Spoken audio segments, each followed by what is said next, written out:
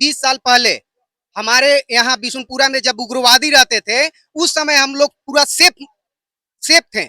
हम लोग दिन भर बिजनेस करते और रात में जाके चैन से घर पे सोते थे। लेकिन आज हमारे दुकान से महज 100 मीटर थाना है, लेकिन दिन भर बिजनेस करते हैं तो रात में घर जाते हैं तो डर बना रहता है कि दुकान में कुछ हो ना जाए, और हो ही गया है। फिर साहब के पास गए कि सर, प्रशासन तो हम लोग को सुरक्षा दे नहीं पा रही है, कम से कम हम लोग को लाइसेंस निर्गत कर दिया जाए। तो बोल रहे हैं कि घर में 4 लाठी रखो। 4 लाठी रखो। बस 4 लाठी रखो, उधर से आएंगे पिस्टल लेके और तुम लाठी से मारना। सुन लीजिए, बहुत ज्यादा बढ़ गया चोर का मनोबल। हम लोग मैंने क्या बोले, बहुत मनोबल हम लोग का डाउन हो गया कि हम लोग कैसे रहें। आज चोरी हो रहा है, कल मर्डर होने की भी संभावना हो सकता है। आज बताइए कि आश्वासन इतना दिया जा रहा है कि हम लोग आश्वासन से कितना हम लोग चुपचाप बैठे रहे। तीसरी वारदात से बिशुनपुरा में सनसनी मच चुकी है। गढ़वा जिला का बिशुनपुरा प्रखंड इन दिनों क्राइम का हब बनता जा रहा है। एक नहीं, दो नहीं, बल्कि तीन वारदात, लूट, चोरी, इससे यहाँ के लोग काफी आक्रोश में हैं। आपको लेकर के आ गए हैं बिशुनपुरा प्रखंड में, जहां आज आपको मिलवाने वाले हैं यहाँ के लोगों से जो त्रस्त है यहाँ पर लूटमार और चोरी की घटनाओं से। तो चलिए मिलते हैं यहाँ के लोगों से और जानने की कोशिश करेंगे। पहली वारदात 24 दिसंबर 2025 की रात घटी थी, जो इसी दुकान में घटी थी। हम मौजूद है यहाँ पर, बात करने की कोशिश करेंगे। उस दुकान के मालिक कौन है, क्या शुभ नाम हुआ? विनोद प्रसाद गुप्ता। विनोद जी, क्या हुआ था उस समय पर, अगर आप संक्षेप में बता सकें। उस समय 24 दिसंबर के रात चोरी डकैती का घटना हुआ। इसके बाद हम लोग जो है सो कि एफआईआर किए ये आपको थाना में। इसके बाद मैंने सारे नेता आ रहे हैं, सिर्फ आश्वासन मिल रहा है। हम लोग एसपी से मिले, डीआईजी से मिले, डीजीपी से मिले, यहाँ तक कि राज्यपाल के पास सारा कागजात लेकर के गए हम लोग। सिर्फ वहां से कि बहुत जल्दी हम खुलासा करवा रहे हैं। सिर्फ आश्वासन के, खुलासा हुआ या नहीं?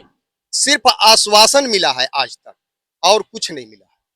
3 घटना हो गई। चाचा, क्या शुभ नाम है आपका? मेरा रमेश प्रसाद गुप्ता नाम है। 3 घटना हो गई, क्या प्रशासन का रुख रहा है अब तक? कुछ नहीं रहा सर, आश्वासन सिवाय थोड़ा तो कुछ हम लोगों को नहीं मिला है। अब व्यापारी में यहाँ बहुत सारा आकर्ष है, काफी दहशत का माहौल है। एकदम दहशत का माहौल है कि कभी किसी के साथ कोई घटना हो सकता है।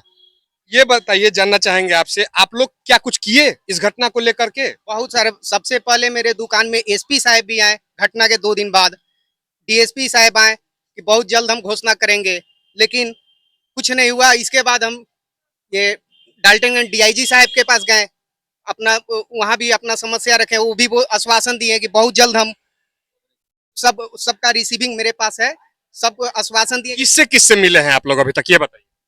डीआईजी के साहब से मिले हैं। इसके बाद हम डीजीपी तदासा मिश्रा के पास भी मिले, वो भी बाबूलाल मरांडी के लेटर पैड पर लिखवा के ले गए थे, उसका भी मेरे पास सब सारा रिसीविंग मेरे पास है। दिखाना चाहेंगे आप? जी सर। ये आप देखिए किस प्रकार से ये रिसीविंग है। ये डीजीपी साहब का। हाँ, ये वहां से लेटर जो निकला था, ये बाबूलाल मरांडी का लेटर पैड पर लिखवा के हम गए थे। बिल्कुल, आप देख सकते हैं किस प्रकार से यहाँ तक हम पहुंच गए, और कहाँ तक हम जाए हमको खुद नहीं समझ में आ रहा है। हम लोग पूरा त्रस्त हो चुके हैं। फिर इसके बाद डीसी साहब के पास गए कि सर, प्रशासन तो हम लोग को सुरक्षा दे नहीं पा रही है, कम से कम हम लोग को लाइसेंस निर्गत कर दिया जाए। तो बोल रहे हैं कि घर में 4 लाठी रखो। 4 लाठी रखो। बस 4 लाठी रखो, उधर से आएंगे पिस्टल लेके और तुम लाठी से मारना। सुन लीजिए भैया, लाठी रखने के लिए बोला जा रहा है प्रशासन की तरफ से। और भी हमारे साथ लोग मौजूद हैं, क्या कहिएगा, कैसा लगता है आप लोगों को जब ऐसी घटनाएं रोजमर्रा में होता है? बहुत खराब चीज है। इसको लेकर के आप लोग क्या अब करेंगे? थाना पर ठीक नहीं है का। आप लोग डीआईजी तक गए, डीजीपी तक गए, क्या कुछ एक्शन आप लोगों को लगा कि उसके बाद में हुआ? एसपी साहब भी हम लोग को साथ मीटिंग में बैठाए, थाने पर बैठाए हम लोग को, और आश्वासन दिए कि बहुत जल्द इसका निकाला जाएगा रिजल्ट, बहुत जल्दी रिजल्ट निकलेगा। लेकिन कब जल्द होता है हम लोग को समझ में नहीं आ रहा है कि जल्द कब कहा जाएगा इसको। आज हो गया 3 महीना बीत गया, अब इस 4 महीना होने चला लगभग।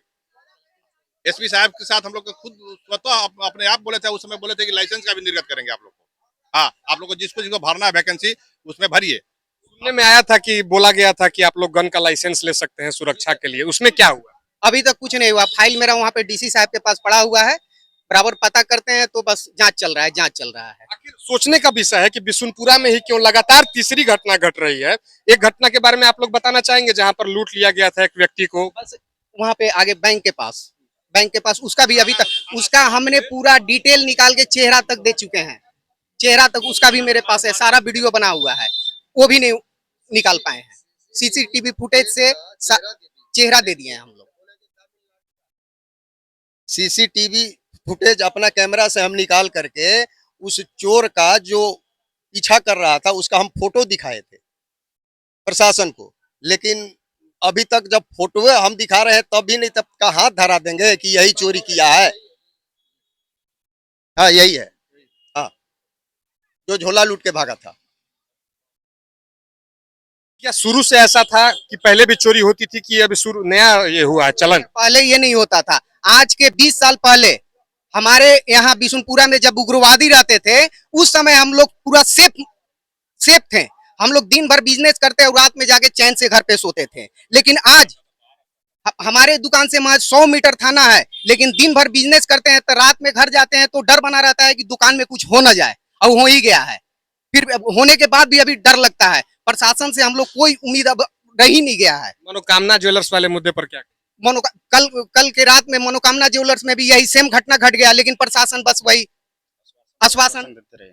सबसे पहले तो आपको मैं स्वागत करता हूं कि ये मैंने पीड़िता के परिवार को दुख को सुन करके अब गामा में आए हुए। देखिए बिशुनपुरा में लगातार घटना घटते जा रही है, लेकिन प्रशासन एक आश्वासन देते देते पब्लिक को सुताया जा रहा है, फिर भी घटना बढ़ते जा रही है। हमको ये नहीं समझ में आ रहा है कि पब्लिक को सुता करके चोरों का मनोकामना बढ़ाते जा रहा है। अभी देखिए ये जो मनोकामना ज्वेलर्स में चोरी हुआ है, प्रशासन मान लीजिए यहाँ का थाना प्रभारी कल दिन भर व्यस्त रह गए। क्या बोलते हैं, अनुमंडल से आए थे इंस्पेक्टर सर, वो भी व्यस्त रह गए। फोरेंसिक जांच आया, कॉल ड्रम को बुलाया गया, उसके बाद कुत्ता को भी बुलाया गया, फिर भी असफल जांच रहा। हम लोग किनके ऊपर भरोसा रखे कि हम लोग के माने कि कानून व्यवस्था मजबूत है। हम लोग एक भरोसा रखते हैं कि मान लीजिए हम लोग पीड़ित हैं तो हम लोग कानून के शरण लेते हैं। चोर का मनोबल बढ़ रहा है आपका? बहुत ज्यादा बढ़ गया चोर का मनोबल। हम लोग आज माने क्या बोले, बहुत मनोबल हम लोग के डाउन हो गया कि हम लोग कैसे रहें। आज चोरी हो रहा है, कल मर्डर होने की भी संभावना हो सकता है। आज बताइए कि आश्वासन इतना दिया जा रहा है कि हम लोग आश्वासन से कितना हम लोग चुपचाप बैठे रहे। यदि यह घटना तीनों का नहीं हो रहा है तो हम देखिए यहाँ का मुखिया प्रतिनिधि हैं, नहीं होता है तो हम यहाँ का पब्लिक लेके बिशुनपुरा में आंदोलन करेंगे, तब जाके कानून व्यवस्था कुछ मने जागरूक होगा। नहीं तो आश्वासन से हम लोग बैठने वाले नहीं है। इस मतलब क्या करिएगा आप अगर प्रशासन? आंदोलन करके जाम करेंगे रोड। यहाँ एएसपी आए, डीसी आए, इस घटना को देखे ना, एक ही महीना में लेकर के 3-3 घटनाएं घट रहा है। उसको मैंने चोर का हम क्या बोले, उसका एक दाना डर नहीं है।